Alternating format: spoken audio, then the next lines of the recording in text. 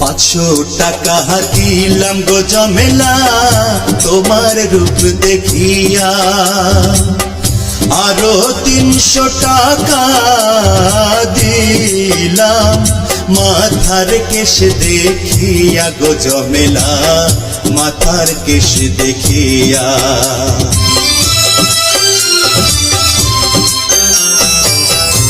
এমনি কইরা বইলেন না গো আমি লাজে মরি, টাকা করে চলে যাবে রইবে আপনার স্মৃতি গো সাহেব, রইবে আপনার স্মৃতি।